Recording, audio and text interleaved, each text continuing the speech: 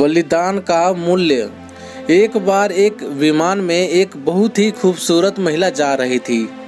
विमान में चढ़कर जब महिला अपनी सीट के पास गई तो उसे अपने बगल वाली सीट पर एक अपंग व्यक्ति नजर आया जिसके दोनों ही हाथ कटे हुए थे। महिला को उस अपंग व्यक्ति को देखकर काफ़ी घिन हुई। उसने आवाज़ देकर एयर होस्टेस को अपने पास बुलाया और अपनी सीट बदलने के लिए उससे आग्रह करने लगी। एयर होस्टेस ने महिला से सीट बदलने का कारण पूछा तो महिला ने कहा, मैं ऐसे व्यक्ति के पास बैठकर सफ़र नहीं कर सकती जिसके दोनों हाथ ही नहीं हो। मैं इस व्यक्ति के प्रति सहज नहीं हूँ। मैं इस व्यक्ति के पास बैठकर यात्रा नहीं कर सकती, इसलिए प्लीज़ आप मुझे कोई और सीट दे दीजिए।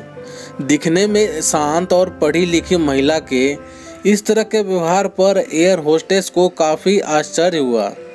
एयर होस्टेस ने चारों तरफ देखा लेकिन कोई भी सीट खाली नहीं थी।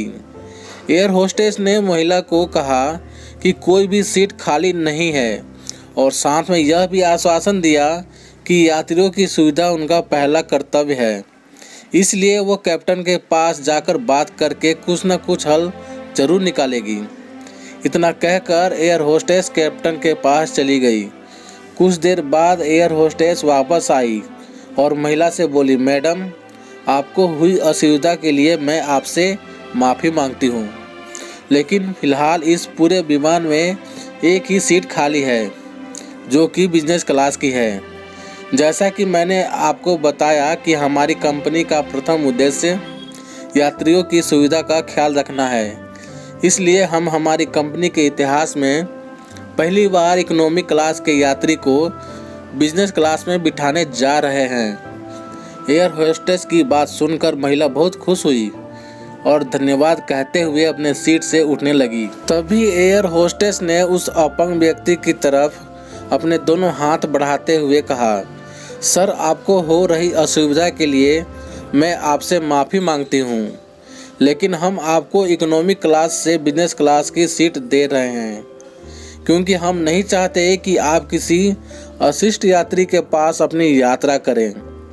एयर होस्टेस की यह बात सुनकर सभी यात्री एयर होस्टेस के इस निर्णय के लिए तालियां बजाने लगे और वह सुंदर महिला अपने इस तरह के घटिया बर्ताव के कारण अब नजरें नहीं उठा पा रही थी। तभी वह व्यक्ति अपने सीट से उठा और बोला, मैं एक भूतपूर्व सैनिक हूँ। कश्मीर में हुए एक मिशन के दौरान मैंने अपने दोनों हाथ खो दिए, लेकिन मुझे हमेशा खुद पर देश के लिए दिए इस बलिदान पर गर्व होता था। आज जब महिला यात्री की यह बात मैंने सुनी तो मैंने सोचा कि मैंने भी किन लोगों के लिए अपनी जान जोखिम में डाली और अपने हाथ खो दिए, लेकिन जब आप सभी के व्यवहार और सोच को देखा तो मुझे अपने आप पर गर्व महसूस हुआ। इतना कहकर वह यात्री बिजनेस क्लास में चला गया और वह महिला शर्म से पानी पानी हो गई। दोस्तों, आप सभी को ये कहानी कैसी लगी कमेंट करके हमें ज़रूर बताइएगा। यदि कहानी आप सभी को अच्छी लगी हो तो प्लीज़ लाइक कीजिएगा, शेयर कीजिएगा और हमारे चैनल पर नए हो तो प्लीज़ चैनल को सब्सक्राइब भी ज़रूर कर लीजिएगा और साथ ही साथ बेल आइकन को भी दबा दीजिएगा ताकि जब भी मैं कोई वीडियो डालूं तो उसकी नोटिफिकेशन आपको टाइम से मिल सके। तो चलिए दोस्तों, मिलते हैं आप सभी से एक और नई कहानी के साथ। तब तक के लिए जय हिंद, वंदे मातरम।